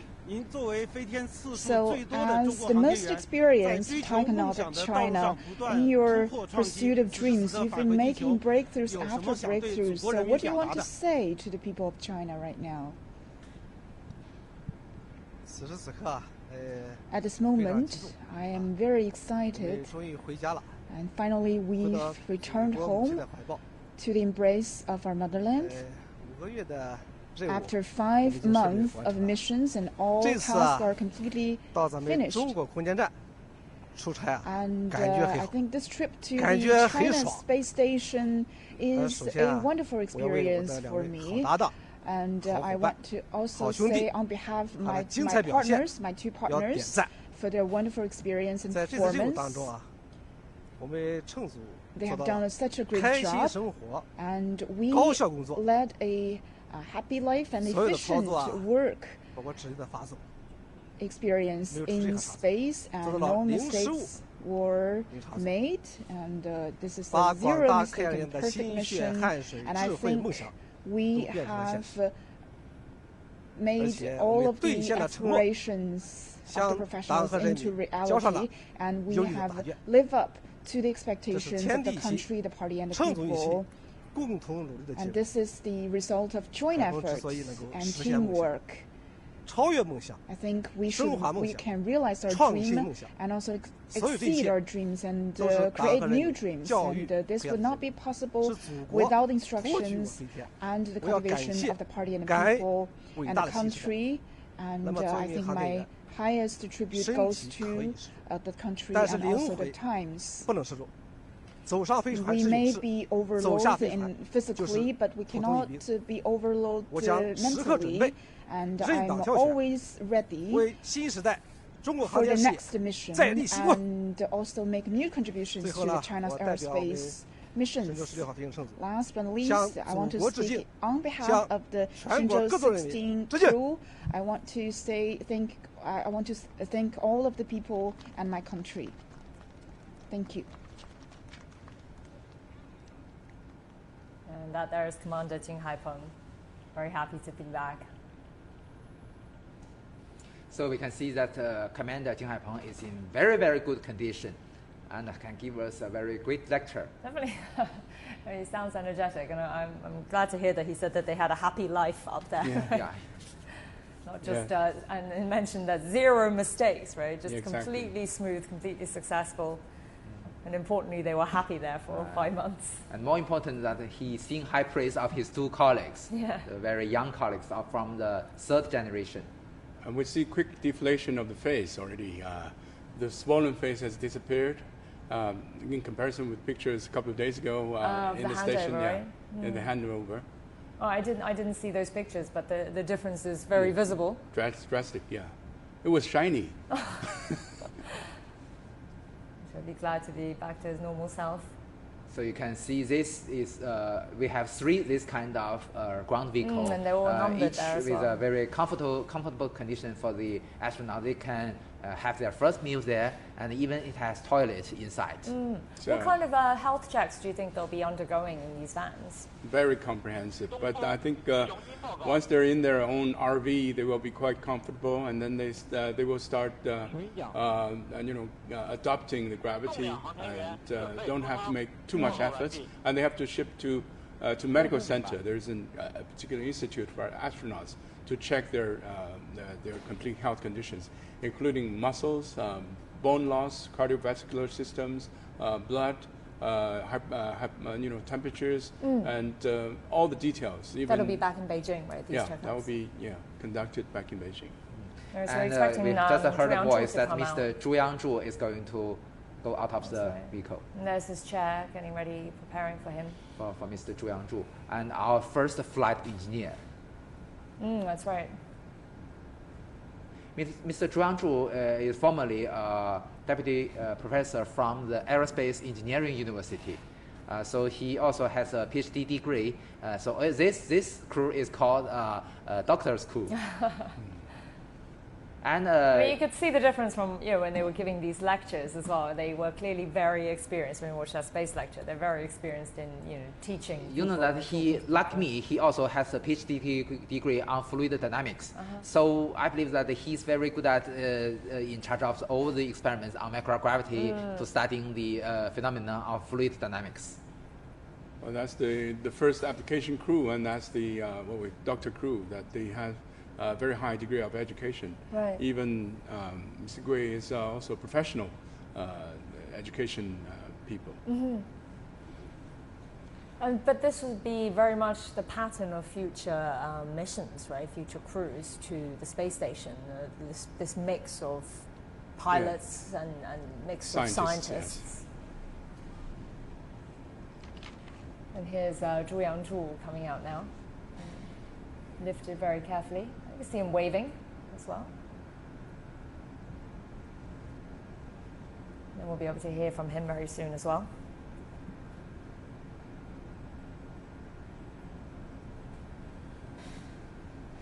Wrap up and leaving one arm for salutation.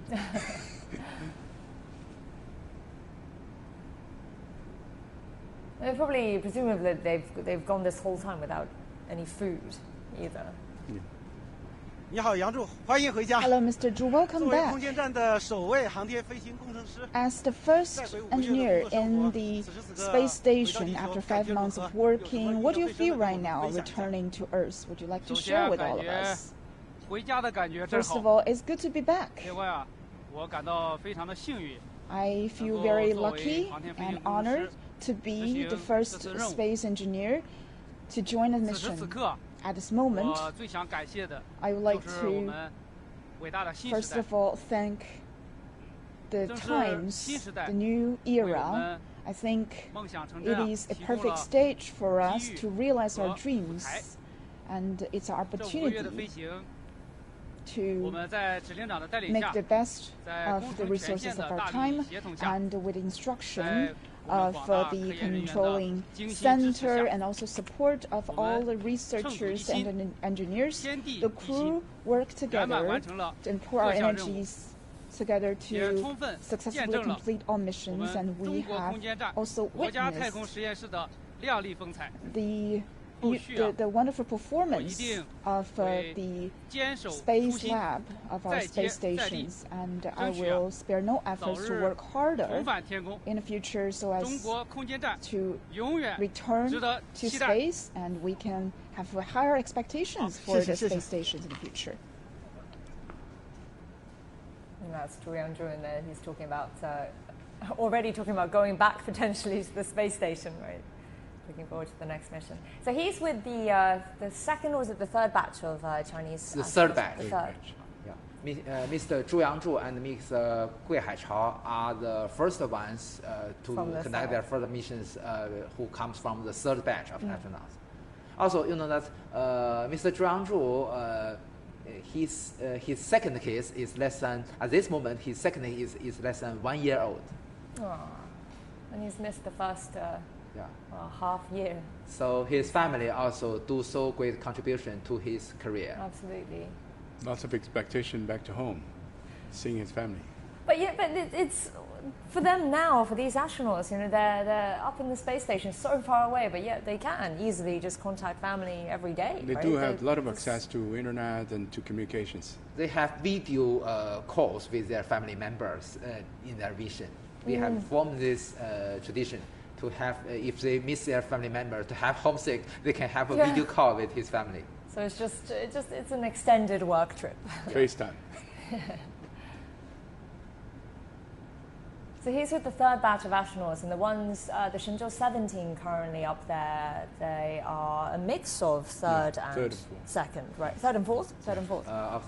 It's the first time we only have the second and the third batch in the second and third. Okay. The fourth batch is currently in training. In chosen.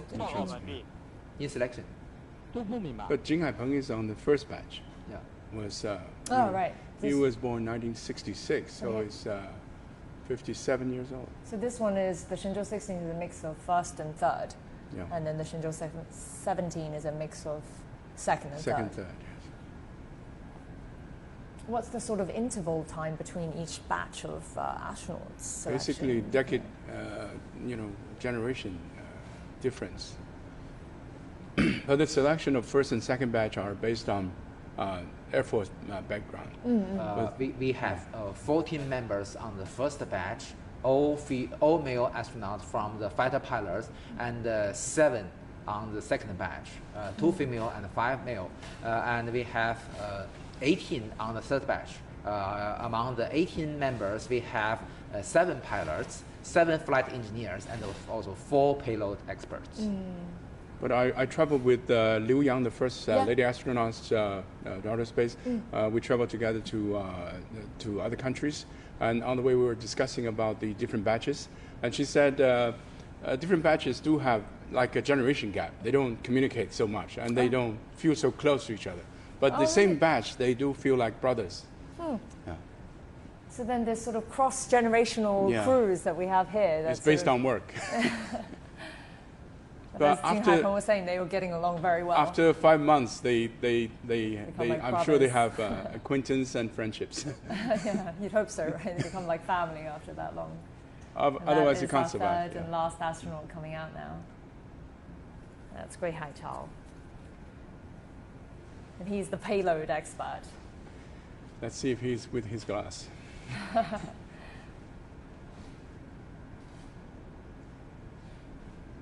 Nope, no glasses on.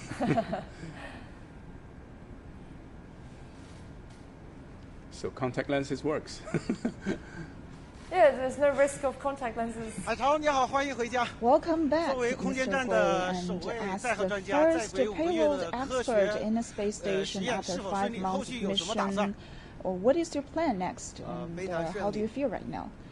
I think our mission has been very smooth, and we've completed all tasks, and I feel very privileged to be the payload expert in the space station in the past 5 months, and would not be possible without the support of all the researchers and engineers, and we've been working together in the space station, and every day has been so fruitful and wonderful.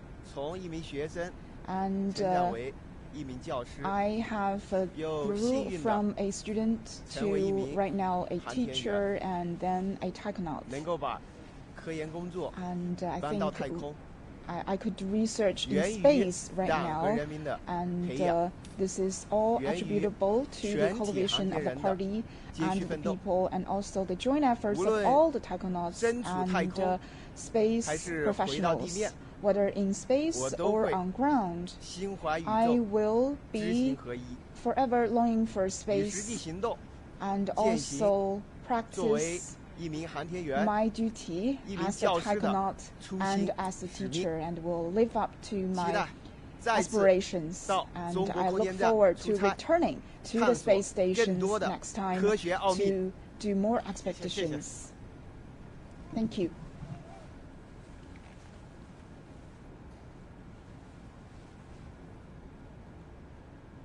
And that there is the third and final astronaut to come out of the Shenzhou-16 return capsule there. That's Gui Haichao. He's also the first payload expert to go up to the China space station. And he too will be lifted off to his own personal medical van to get a more comprehensive medical checkup. 车内面积大概有12平米。北京东风报告。好的，现场的情况就是这样。这里是中央广播电视总台记者。 And we're hearing now from a reporter who's live with the CCTV Chinese, CMG Chinese channel there. So you see, there's no salutation. There's no salute, only waving. So civilians back to Earth.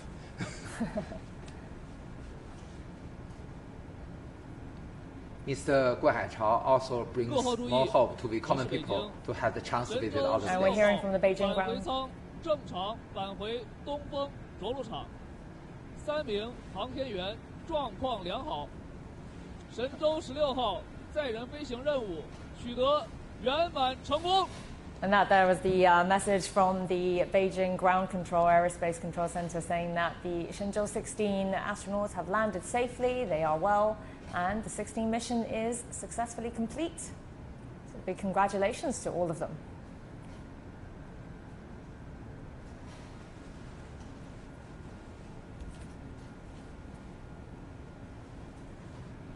They'll be off to doing lots of comprehensive medical checks now to make sure that they are all well adjusted to Earth in this gravity condition.